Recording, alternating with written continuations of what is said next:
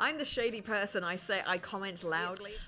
These people that don't understand this. Where do they think they're going? They're actually very lucky here in Dubai. They're not as other destinations. That's a 10,000 dirham camera in there. You break it, you pay for it. I think with all the travel stress that some people would offload it to other passengers. I will wait until it's absolutely necessary, and then I'm really sorry. Yeah. So since we're talking about food, I want to ask you, what's your take on alcohol consumption? Since MannersUnfiltered, learn about style. MannersUnfiltered, where you can learn all about the world of etiquette and manners. Ladies and gentlemen, this is your captain speaking. Welcome aboard today's flight of Manners Unfiltered. We are going to take you on a ride of your absolute travel nightmares. I'm your host, Emma Brain, and alongside me is your co-pilot, Orchids Roy. Please enjoy today's ride. Hello, everyone. So I thought we'd just have a fun intro there. I love that introduction. Well done. So as you probably gathered, we are going to be talking about travel etiquette and manners today, and specifically flying, because it's something that we've both done a lot. Orchid, you used to be cabin crew for a very well-known airline here in the UAE. I got to say, one of the hardest jobs in the world. I do not envy you doing that for so long, honestly. It's a tough job. It really, really is. But let's start off with maybe some light-hearted travel mishaps that both of us have had. Have you had anything that's happened to you while you've been traveling? I have a lot to share. Yeah.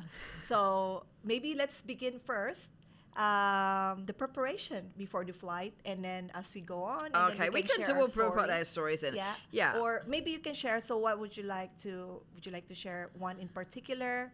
Or so it's coming in for preparation. I'm the person that I am always at the airport way before I need to be. Same. Before I need to be, because you never know what's going to happen. Is there an accident on the road that's going to delay you getting there? Is there a problem? You've forgotten something and you have to go back for a passport. That's happened. Forgotten my passport. Had to go all the way back home. Absolutely. So preparing for your flight, not considering, your travel time going to the airport, as well as, the day of your travel, because maybe, especially during Eid break, school holidays, the traffic on the way to the airport. So busy. You have to consider that. Yeah. So also the place, like your distance from the airport. Yeah. You also have to consider that as part of your preparation. So book your cabs and everything in line. True. But before we get that, starting off with your packing, make sure I always keep all my documents in a separate Bag. separate that's easily accessible, that I can literally pull it out and it's all there. My passport, my ticket, or if it's normally an online boarding pass these days, but everything is separate that I can easily just pull out and give it to whoever I need to show it to. I also do that. So especially before, where we travel with a PCR test. So I have my small pouch where I put everyone's passport. My kid's passport and mine. My husband always carries his own passport, so that's not a worry. I print out all the PCR tests. I actually have extra copies of my kid's birth certificate and marriage contract, because in some countries where sometimes I travel with my kids without my husband, they actually ask for a hard copy. Wow. Even though I already showed them the soft copy, they said, no, we need a hard copy. So I always have a spare copy in my wallet. That's it. That's amazing. And when you're packing, weight limits, and even where you put stuff in your suitcase, make sure nothing breakable is on the outer edges, because baggage handlers aren't the most careful people in the world. Sometimes stuff gets broken. But I've traveled with some airlines that are very, very finicky, and you have your weight limits of it's like 20, 25, 30 kilos checked in luggage. If you're traveling with someone, some airlines allow you to have a combined weight sometimes, but some airlines, they're very strict. Each individual piece of checked-in luggage has to weigh this. And I've actually sat on the floor in some airports transferring some stuff from one suitcase to another, because they're so strict on this. So preparation is key. Make sure you go to your airline's website and check your baggage allowance. Yeah. Very, very important. Also, so you don't get delayed, make sure all your liquids. Yes. Yeah, check that. Is it 100 ml maximum?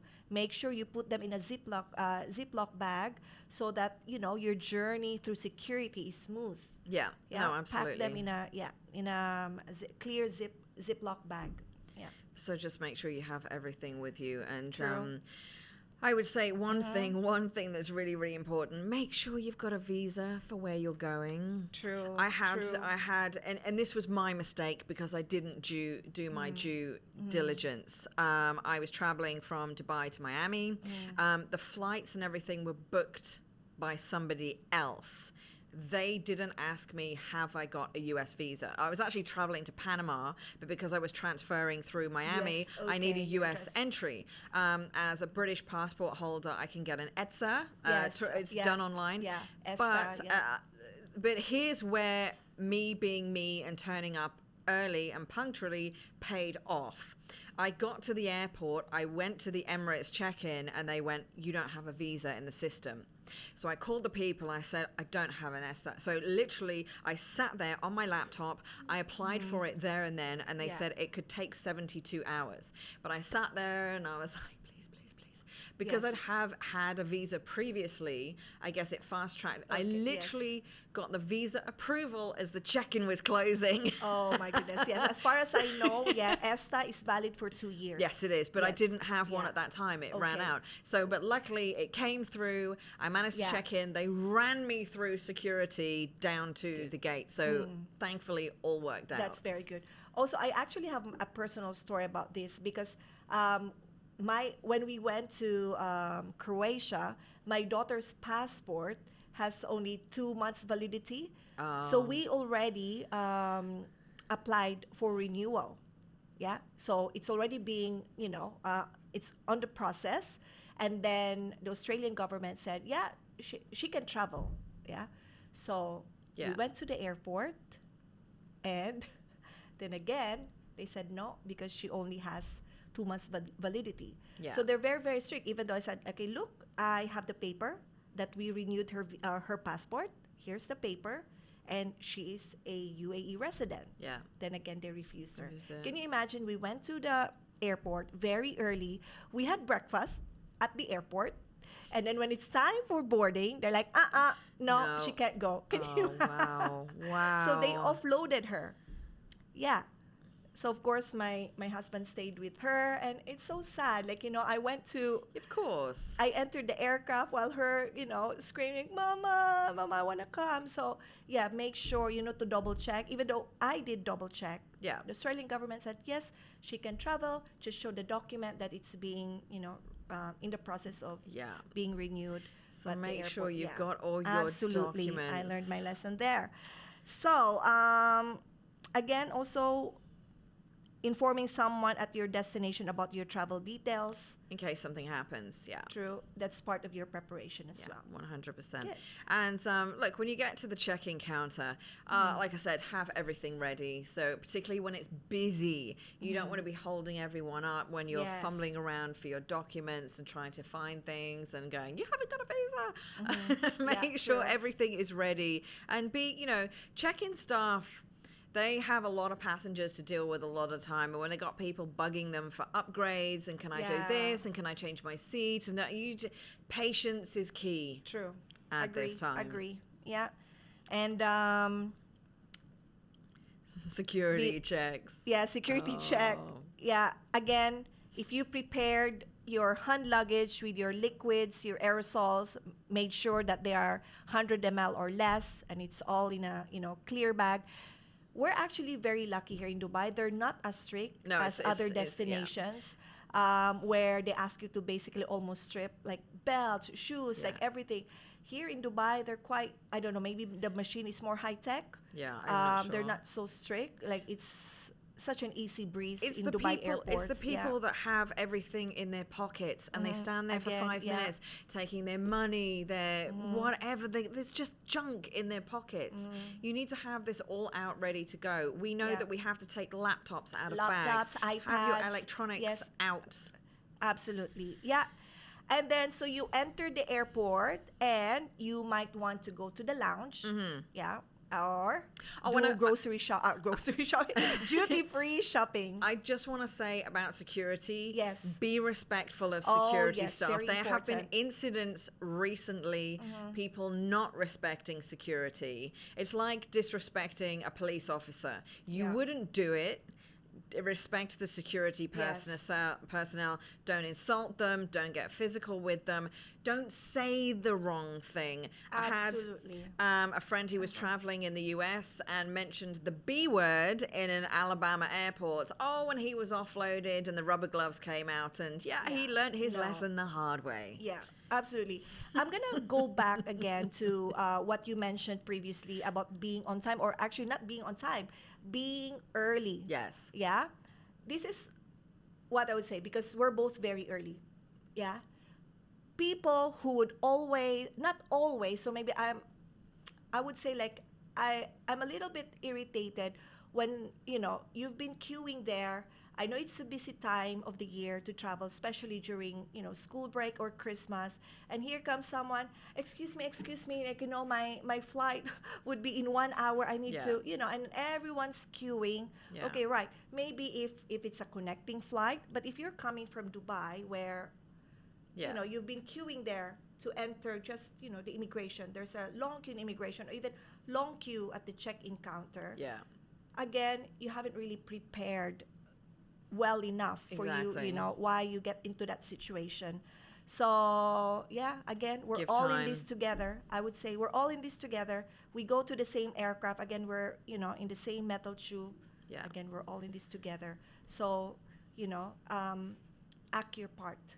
Absolutely. And when you go to if you're lucky enough to go into a lounge, not everybody does. Yeah, true. I mean, true. look, it's easy to go to Marhaba Lounge or whatever. Yes. Most credit cards will give you access, or you pay a nominal fee. But respect people in the lounge. People are there normally to chill out, get some food. They might be doing some last-minute pieces of work. They're on a layover. They've got a long time to wait. People just want to hang out in the lounge. They don't want lots of noise, lots of craziness going on. Understands lounge facilities, and also understand in the lounges they do not make boarding announcements. Yeah. So you are responsible for keeping an eye on your they normally have online boarding announcements. You're responsible for that now. Yes. So I have noticed recently, because of the hybrid work situation, that people actually accept calls or conduct a business meeting at the lounge. So lounges actually have specific areas where you can actually book a meeting room. Go to a quiet area where you can conduct your meeting. I know we cannot hear the people you're having meeting with because you're having your earphone, but be mindful of the volume of your voice. Exactly. Because again, you're in a lounge, you're in a common space, communal space. So I was one time in a lounge where it's so packed of businessmen. Oh, no, because there was a particular flight where it's busy with a lot of expats living here in Dubai, but they go work somewhere in the GCC. So the lounge was packed of it's almost like going to an office, like a business meeting everywhere. So And the next bit is probably the most stressful bit for me. So you've got your final, you're heading down to the gate, you're going through the security there, and the queue for that. I just want to mention, I don't know if people know this. Am I giving away security things? I don't know if that. Check you can tell on your boarding pass whether you've been highlighted for an extra security check at the gate, particularly on US flights. It's got extra numbers, it's got certain numbers on the bottom of your boarding card. I didn't know that. So I always check, has it got that extra thing, and usually I don't know why I get highlighted. Maybe it's because sometimes I travel with my audio gear, so they want an extra check of all my audio gear at the gate because I don't check it because it's sensitive microphones and stuff, so I take it as hand luggage. But so learn what extra things mean, and don't argue. Don't argue, just get on with it. Just it's let fine. them check your bag. But the boarding, this drives me crackers. So let's go to boarding gate. Now, again, very important, you queue. And this is one thing, They say monkey see, monkey do. If your zone is not called out, please don't stand up. No. Yeah, wait for your zone to be called, because some people, they have their earphones, they haven't heard the PA or public announcement, and then when they see someone stood up, oh, okay, we're boarding now. Yeah. I'm like, okay, man, listen, it's not your zone yet. Like, check your boarding pass. And to explain why aircraft are boarded by zones to avoid congestion on the aircraft, so people can put their things in the overheads and get settled. So they normally board, first and business can board whenever they want. Premium members of the Air Miles can board whenever they want. People of determination, families are normally elderly, given priority. Elderly passengers are given priority, but everybody else, you have to wait for your zone. This is why I love some US airports. They actually put the barriers and they've put the lanes in zones. So you queue in your zone, and then they open the front of the barrier and they make the zones go one by one. And it just makes everything much more easier. Nobody's in everybody else's way, and it's more civilized. I understand why people are so, are rushing to board the aircraft is, I think it's about the hat track storage. So they went shopping, they have a lot of carry-on baggage with them, so hat track storages is first come first serve. But normally you stow your bag to your designated seat, but sometimes you go there and already someone put bags, but you don't need to get stressed about that, because you can always ask the cabin crew to help you to find space for you. But you get some people who don't understand this, like on some, I will say, budget airlines where people cram in a load of stuff. I'd put things in the overhead locker above my seat, and everything was already full. This lady came along and she literally grabbed my stuff, yanked it out, and threw it on the floor. And I'm like, that's a 10,000 dirham camera in there. You break it, you pay for it. You don't do that. You don't grab someone else's things and pull them out of the locker. It's not your place. If you haven't found room, ask the crew to help you. I know. I think with all the travel stress, I can see that some people would offload it to other passengers or the crew. Again, we're all in this together, and patience is key, and the aircraft will not leave until everyone has boarded. So there's no need to rush. If there's no more space in the hat track or that overhead stowages, ask the cabin crew, because they will find a space for you. And you can put, like, I normally have, there's a specific, so I normally carry my laptop with me, hand luggage, so that goes in the overhead compartment, that and any duty free that I've got. My handbag with everything else in goes under the seat in front of me. That's what I do. So I split, and so you have your own system. I have my own system, and I have my essentials with me, so I don't have to get up and grab it out the overhead. True. Okay, so we're done with the queuing and boarding. You found your seat, and get into your seat. Now, let's talk about the seat situation. So orchids, we have this is it's a bone of contention, and a lot of people don't understand. The person, if you have row of seats, 3s or 4s, the people sitting in the middle, which armrests are theirs? Okay, so there is this author. Actually, she's an etiquette expert. Her name is Emily Post. My girl Emily Post. So I love reading her book. She actually said, she did not explain why, but she said that the one in the middle will get the 2 armrests. Yeah, I get that.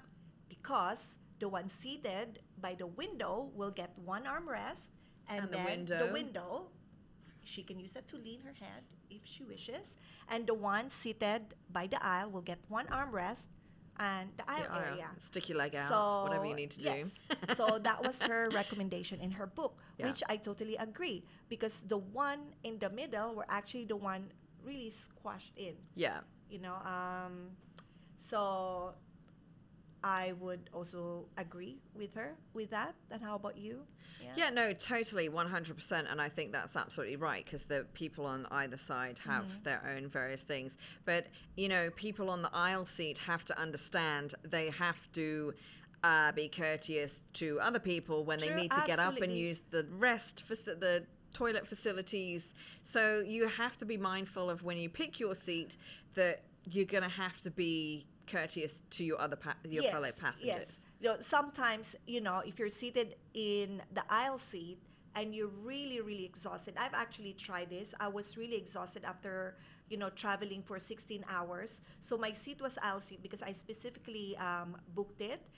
But then again, I don't want to be disturbed. So I actually asked the person by the window seat if she wants to swap with me, because I don't want them to, you know, to disturb me while I go to sleep, because I have no plans of eating on that flight. I just want to sleep. So then again, you know, gauge what are your needs on that flight. See, we would never fly together because I always select the window seats. Okay. Because so I get you a don't little want bit to swap with me. Nope. The aisle is an absolute no-go Yes. for me. I like the window seat because I get a little bit claustrophobic, so I like to see out. I like to see things. So again, and I will sit there and I will Yes. wait until it's absolutely necessary, and then I'm really sorry. But sorry. yes. If I see the person is sleeping, I just kind of sit there like this, going, Yeah.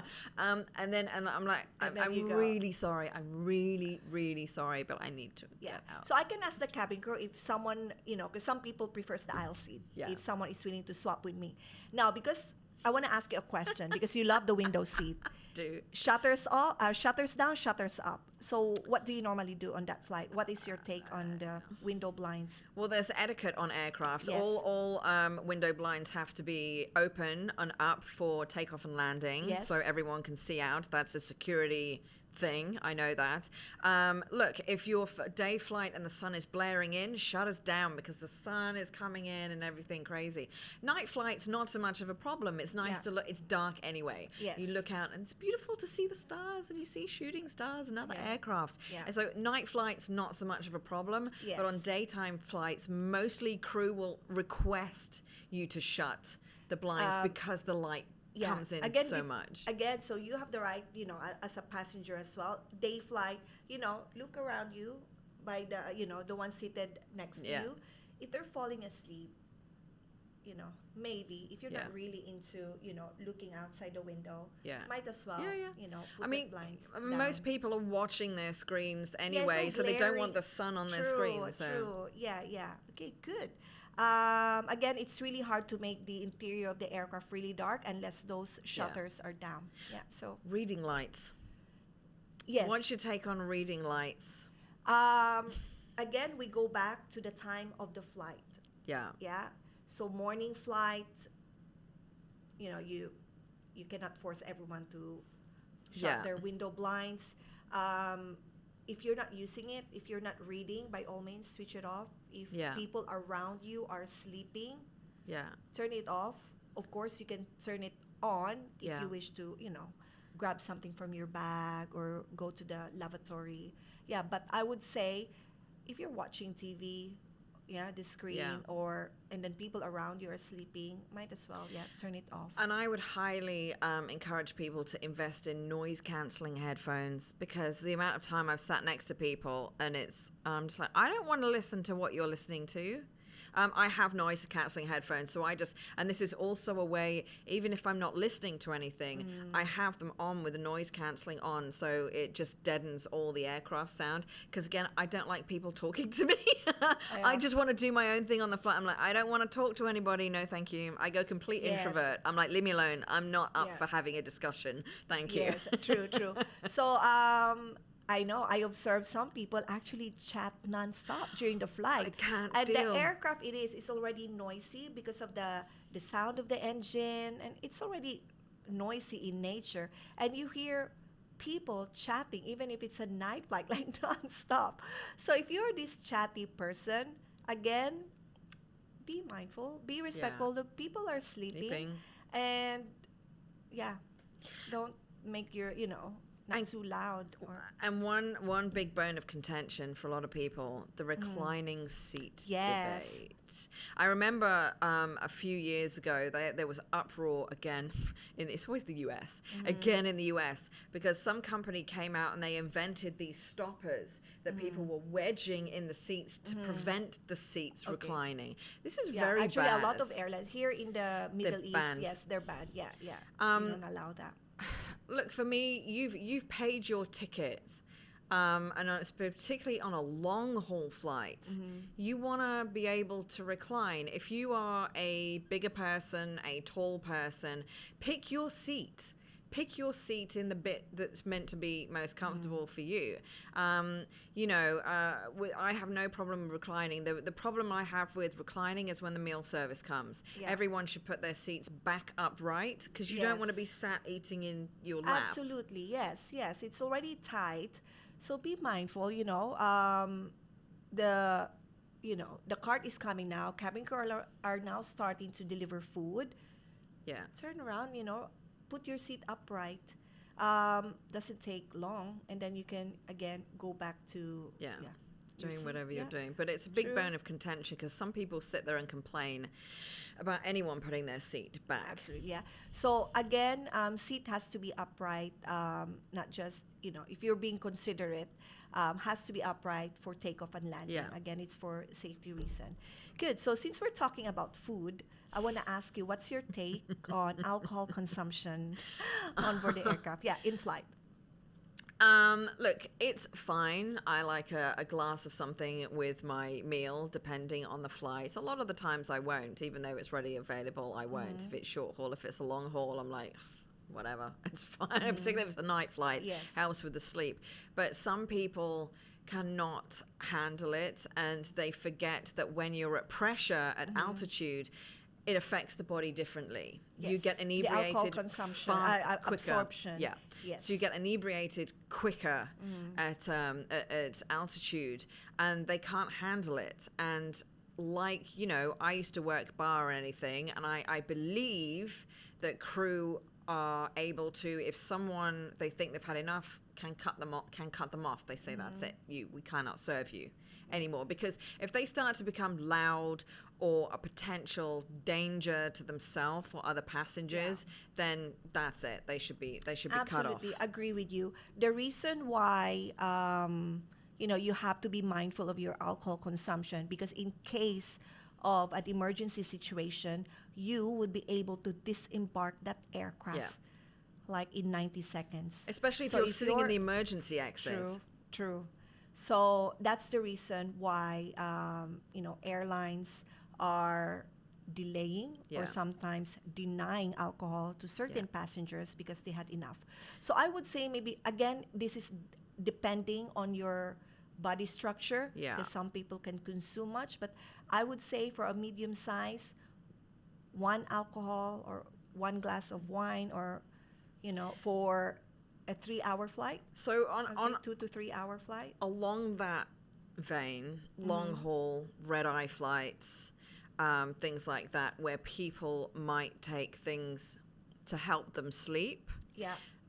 What are your recommendations on those? Because obviously, if people are taking sleeping tablets or other medications to help them sleep, I was supposed to say they're drowsy. So what happens in that situation? Yes.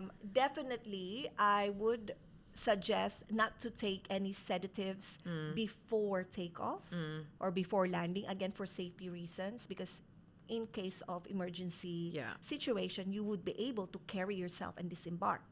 If you're pass out, even exactly. Before takeoff, who's gonna carry you? Yeah. So in flight, and if you're anxious about flying, I know a lot of people are scared of flying and they take medication to basically make them fall asleep. Make sure it's not so strong, or take heavily that particular pill and mix it with alcohol. Sure. Yeah. Again, remember, in case of emergency situation, you would be able to disembark on your own. Yeah. And looking at one of What else do we have One here? of the challenges, because it's always a bone of contention. Obviously, you Yes. are a mom. Flying Yes. with children and the crying baby. Look, I get it. Poor young kids, they can't equalize the pressure in their ears. Yes. It's very painful for babies. Very painful. That's why a lot of parents, they give their child a dummy or their Yes. milk bottle to Yes, help, because to the sucking equalize. motion Yes. helps to equalize the Yeah. ears. But Yes. some kids, they just terrified. It's scary. It's noisy. They've got all this pressure thing going on. You do have to be mindful of kids. Yeah, so going back to what I said earlier, we are all in this together. Yeah. Whether you're a mom or dad, whether you are a parent or not, we are in the same metal tube. You have to, be considerate because, of course, the mom did not do it for the kid. I mean, how do I say it? Like, the kid is crying, he's scared, or he's feeling pain. It's normal for the kid to feel that, and what can I do? Yes, and it's I stressful can do. parents. Yes, stressful and also for parents. and the parents were already. I'm sure they're already embarrassed by the situation. Yeah. So instead of rubbing it off on them, like, hey, your kid is so noisy, just be understanding. Although older children that sit there constantly kicking the back of your seat and the parent does nothing and you've had a word with the child. I mean, I take matters into my own hands. I normally get up and I turn around and I'm like, hi. I introduce myself. Hi. Would you mind not kicking the back of my chair seat? It's really uncomfortable. And I'm like, if you talk to children in an adult way, normally they get it, a lot of things. I have a different take on that. Because some parents actually don't like that, someone is. But I mean, this is if the parents are not doing anything. Yeah. The parents don't do anything. So what I would normally do, I would talk to the parents. So I might say, in a polite way, like, excuse me, sir, excuse me, ma'am, you might not have noticed, but your son has been kicking my chair. Do you mind telling him to stop? Actually, the parents would appreciate it because you address the issue to them directly. And then they say, hey, stop doing that. Yeah, but sometimes they don't do anything. Sometimes the parents don't do anything. So, that's why you have to address the situation to them. Directly. That is my take. And also, I've seen some videos online where parents are bringing these goodie bags for passengers around them. Sorry, it's our first flight. Yes, it's our first flight. It is cute, but you don't have to. You don't have to. Really. It's fine. Again, we're all in this together. We'll try to be supportive for you. If you're already, feeling stressed about the whole experience, we will there to support you. We'll try to be as understanding as possible for you and your baby's, experience. Restroom etiquette, because, I'm sure as crew you've seen some massive disasters. Oh, my word. Yeah. Yes. Again, don't crowd that area, the lavatory area. If you see that there's already people queuing, go have a look at the other what do you call this, lavatory. So my take on this is 2+1. Which means that per lavatory, so 2 people waiting there, 2 people, and then one in the middle. And then I'll have a look.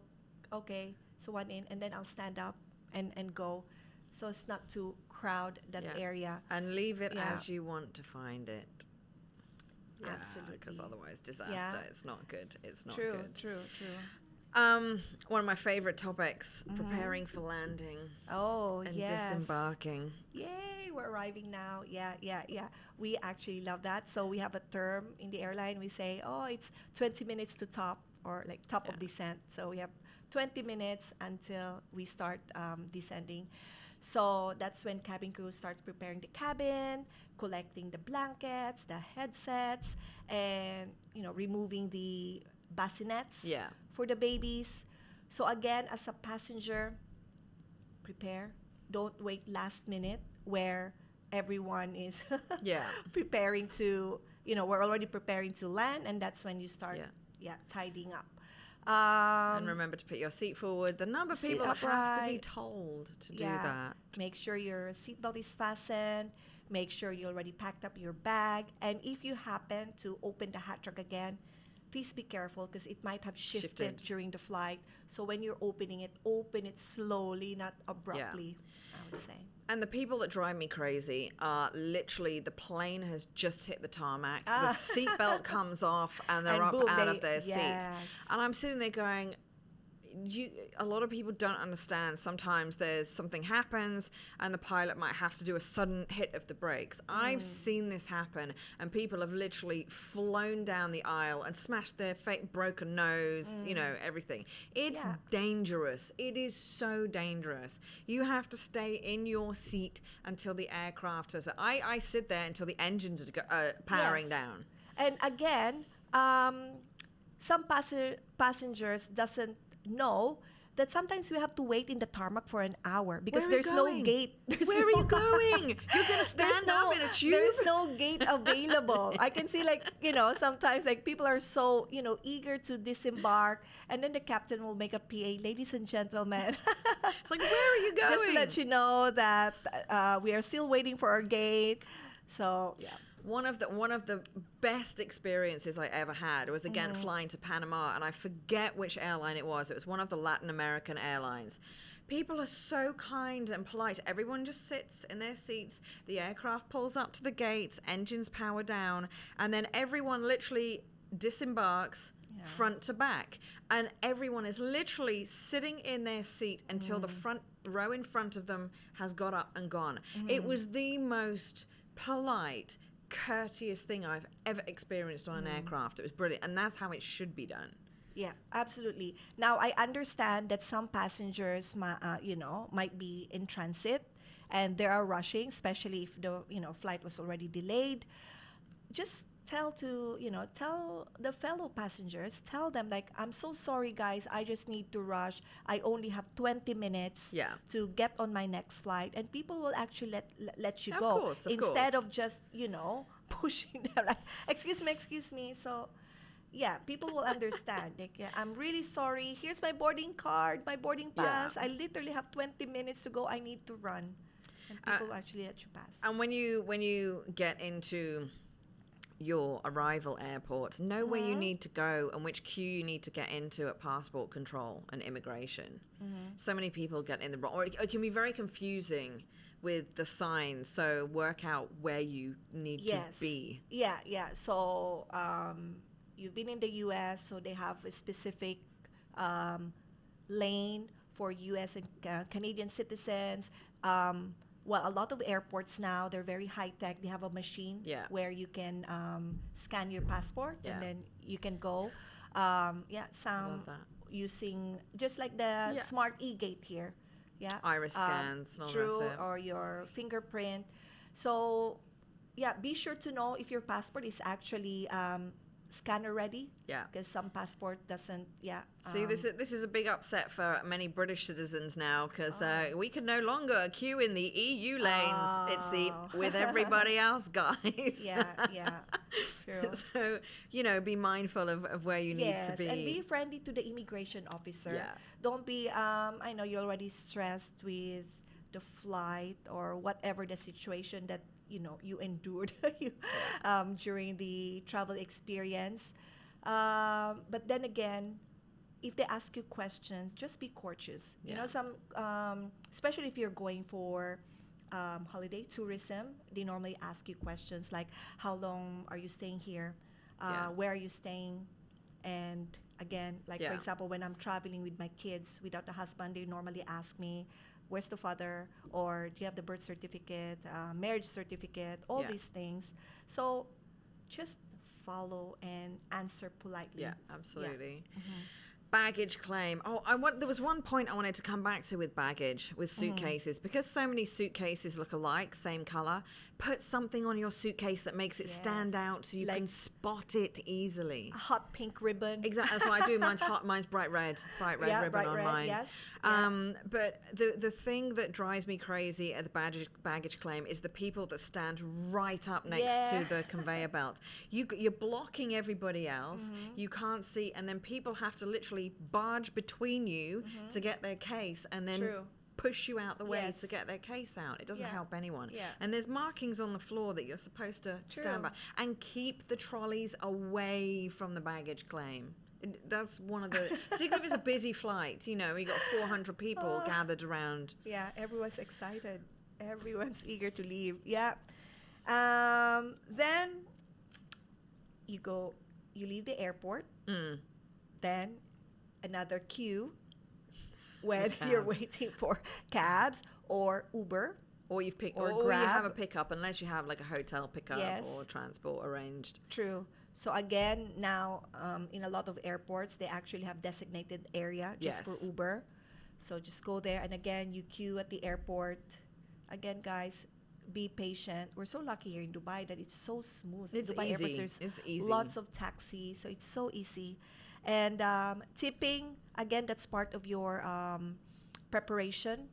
If that certain country have cash, have small notes in the local currency, so you can give it to the cab drivers. Yes, especially if you have a lot of luggage and the taxi driver, you know, loaded 100%. the taxi with your 10 suitcases. Yeah. So yeah, it would be a nice touch to give them a tip. So that's it, really. And then you get to your hotel and you flake out and you relax. I know. Now, we have a few questions here from our listeners. We do.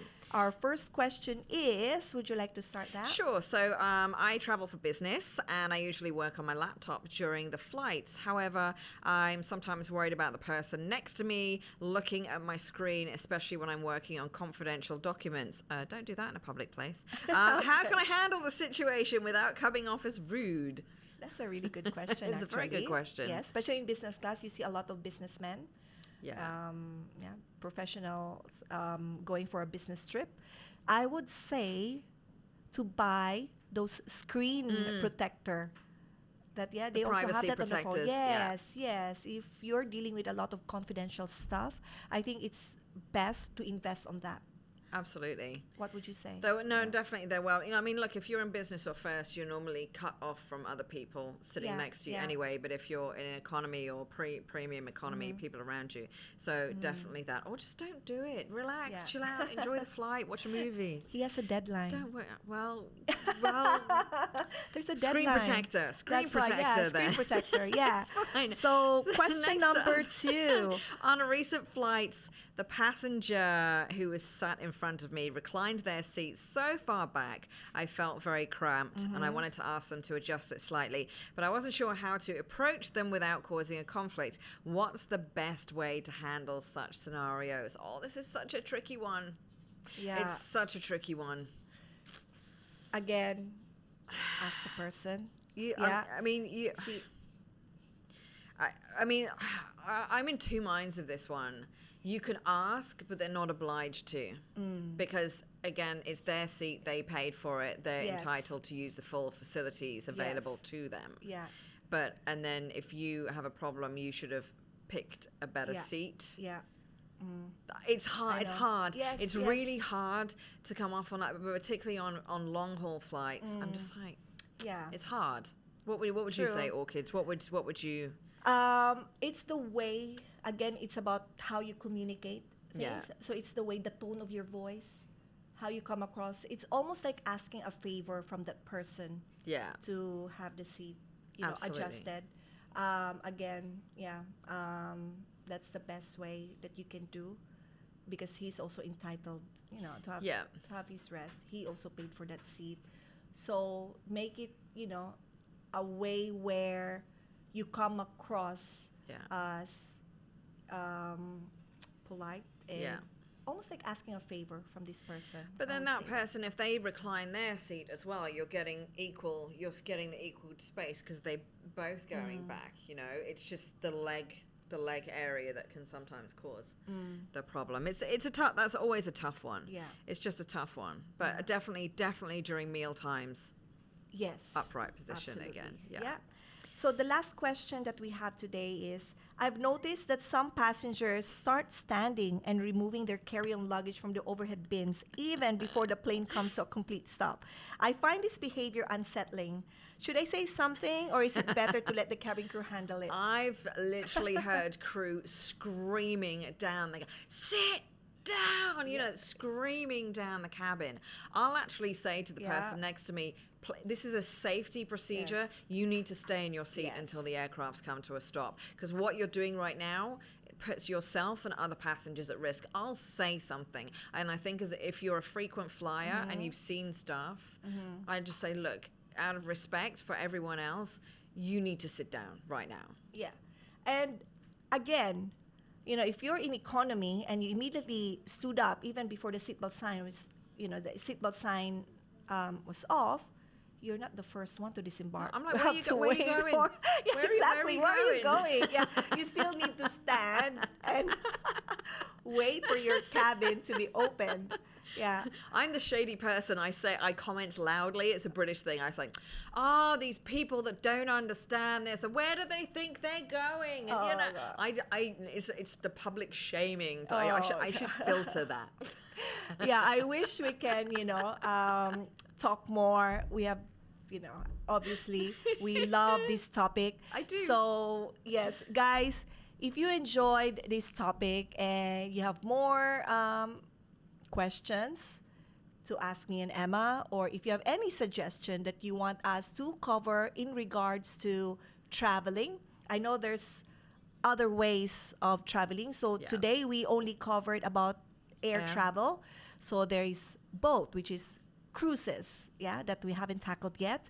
There's a trains, travel. Cars, buses. Yes, cars, buses.